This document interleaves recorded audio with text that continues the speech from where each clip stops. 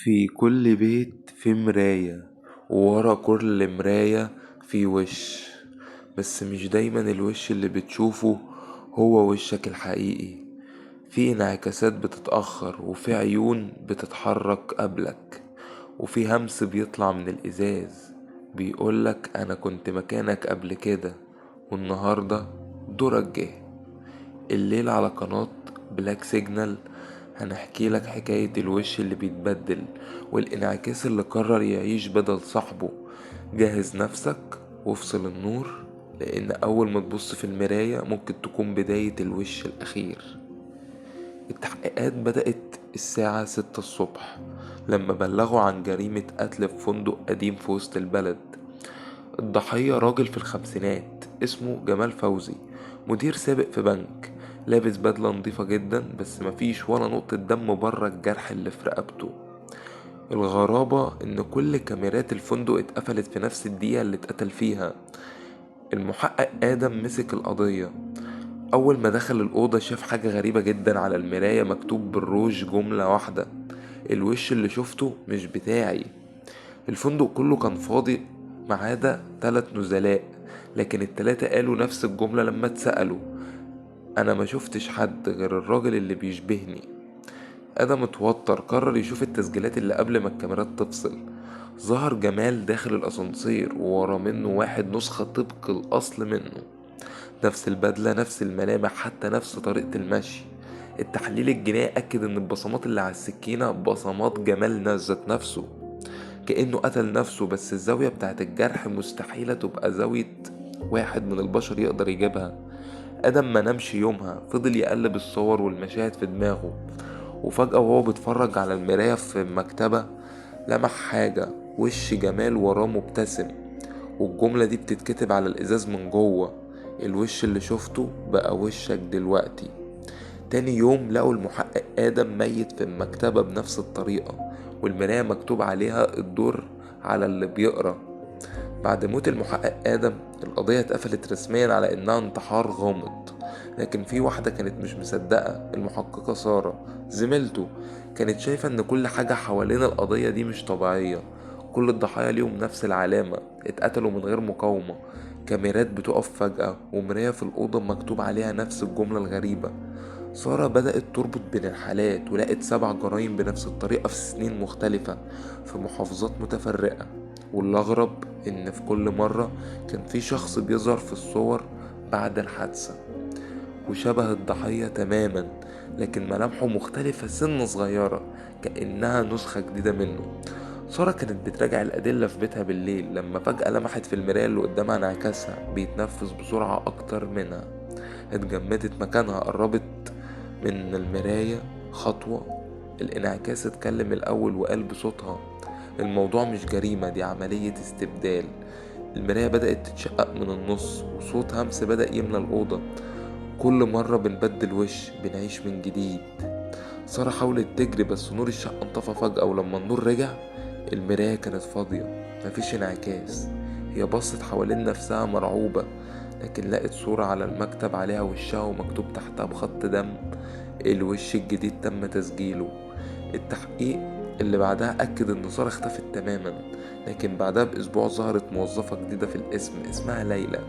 نفس القوام، نفس النظرة، بس لما واحد من زمايلها قال لها انت شبه سارة جدا، هي ابتسمت وقالت: سارة مين؟ مين دي؟ وبصت في المراية جنبها، والمراية ضحكت.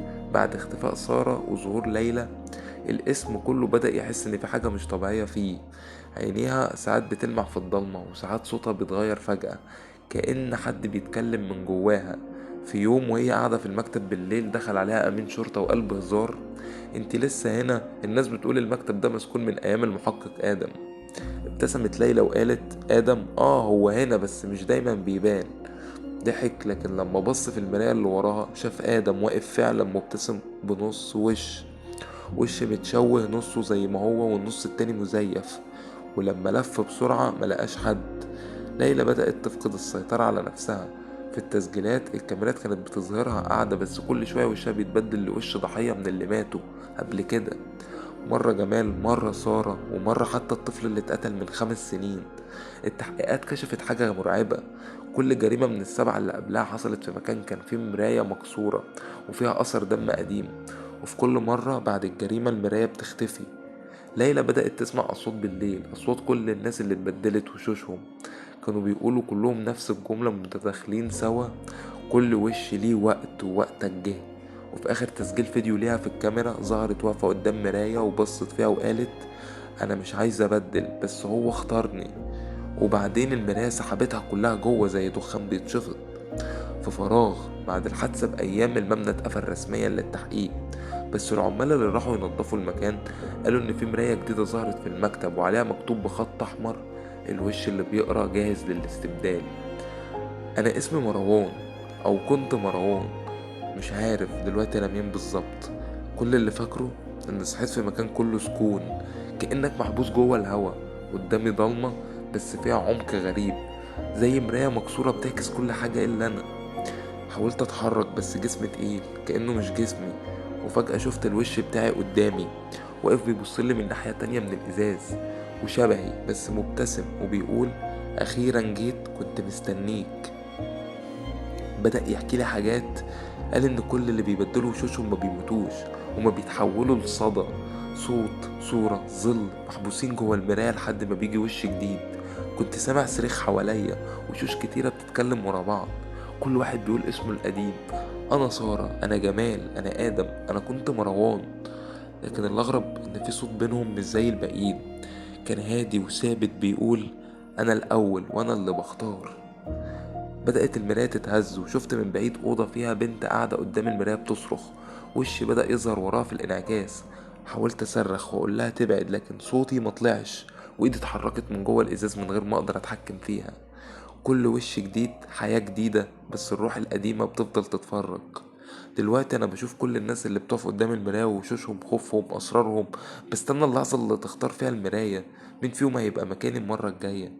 لو بصيت في المراية النهاردة خليك فاكر ان انعكاسك بيتأخر ثانية عنك، ما تبصش تاني، لان يمكن انا اللي ببص عليك دلوقتي. بعد ما اتقفلت كل الملفات واختفى اخر شاهد، فضلت المراية الاخيرة من غير اثر، بس اللي اشتغلوا في القضية قالوا ان كل مرة بيعدوا من قدامها بيشوفوا وش جديد بيظهر فيها لمدة ثواني قبل ما يختفي، كأنه بيجرب الوش ده. الناس فاكرة ان الحكاية خلصت، لكن الإشارة السوداء لسه شغالة، كل انعكاس، كل ظل، كل نظرة خوف هي مجرد بداية جديدة لوش جديد بيتكون في العتمة. وهنا بتنتهي القصة، لكن لو لسه سامع صوت خفيف بيناديك وانت بتبص في المراية، ما تخافش، دي مش هلوسة، دي الإشارة السوداء بتختارك تكون الوش الجاي.